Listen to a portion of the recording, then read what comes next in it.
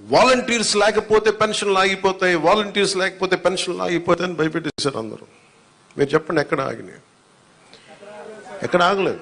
అంటే ఆగకపోగా రెట్టింతలు వచ్చి మీకు ఇంటికి వచ్చింది.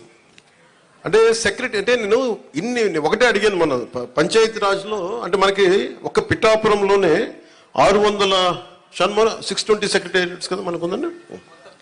జిల్లా మొత్తం మీద 620 సెక్రటేరియట్స్, 600 సచివాలయాలు.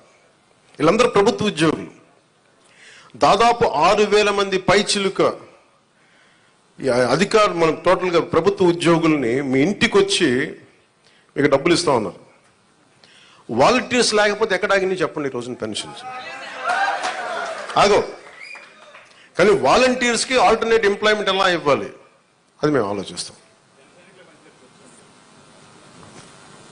అలాగే 620 సెక్రటేరియట్స్ మొత్తం మన కాకినాడ జిల్లా మొత్తం మీద. పిఠాపురంలో 120 సెక్రటేరియట్స్. ఒక్కొక్క సెక్రటేరియట్కి 10 మంది చొప్పున ఒక్కొక్క సెక్రటేరియట్కి.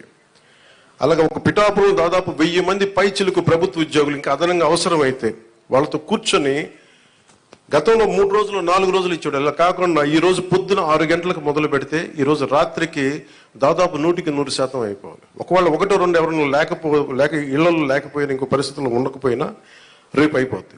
మ్యాక్సిమం రేపు మధ్యాహ్నంలోపు అయిపోవాలి. ఇది టార్గెట్ పెట్టుకున్నాం, దాని దిశగా వెళ్తున్నాం. అందుకని పొద్దున్న 6 గంటలకి ఈరోజు ప్రారంభం అయిపోయింది. దాదాపు నేను వచ్చే టైంకి 25% అయిపోయింది ఇక్కడ.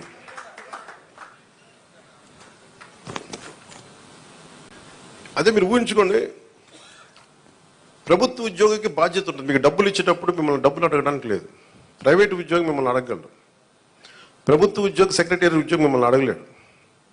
ఒకళ్ళు అడిగితే మీరు చేస్తుంది it will become an accountability, జవాబుదారీతనం. పలానా ఉద్యోగి వచ్చి అడిగాడని అక్కడున్న మా కూటమి నాయకులకి ఎవరికి ఒక్కరికి చెప్పినా లేదంటే సంబంధిత అధికారులు చెప్పినా, ఎందుకంటే మీ కష్టం అది. మీ ఒళ్ళు నలిగిపోయి లేదంటే మీ వెన్నెముకు వంగిపోయి రావాల్సిన వృద్ధాప్య పెన్షన్ దాన్ని దోచుకోవడం నిజంగా తప్పదు. అలాంటి పరిస్థితులు ఏదైనా అలా ప్రభుత్వ ఉద్యోగులు చేస్తారు నేను అంటలేదు.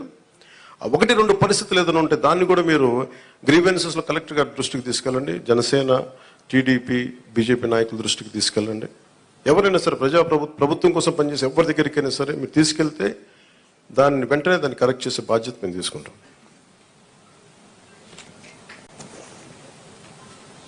ప్రతి ఎంప్లాయీ దగ్గర ఈరోజు పొద్దున్న నుంచి కనీసం ₹1,00,000 ఉంటుంది. ఒక కాకినాడ జిల్లాలోనే 6,000 మంది దగ్గర ₹1,00,000 ఉంటుంది. ₹1,00,000 క్యాష్ డిస్ట్రిబ్యూట్ చేస్తారు. ఇది అకౌంటబిలిటీ. ఎవరి చేతుల్లోంచి వెళ్ళదు, ఒక ₹100 వెళ్ళదు లేదు. మీ ప్రతి రూపాయి మీకు మాట ఇచ్చాం, మీకు ఇంటికి వచ్చి తలుపు తట్టి మరి ఇస్తారు. లేదంటే నేను వచ్చి నాలా అంటే వాడు వచ్చి మీ దగ్గరికి వచ్చేస్తాను. ఒక ఎమ్మెల్యే కానీ చెప్తాను ఎవరు లేనప్పుడు.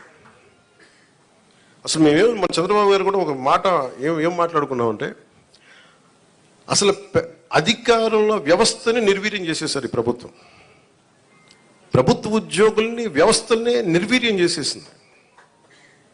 మేము వ్యవస్థల్ని మళ్ళీ బలోపేతం చేయాలనుకుంటున్నాం. ఆ వ్యవస్థల్ని బలోపేతం చేసే భాగంలోనే వారికి బాధ్యత ఇచ్చాం. వారు ఈ రోజున మీకు ఇంటింటికి వచ్చి తిరుగుతూ ఉన్నారు. అలాగే ఐపీఎస్ కానీ, ఐఏఎస్ కానీ, రెవెన్యూ కానీ. మనం చూసారు సివిల్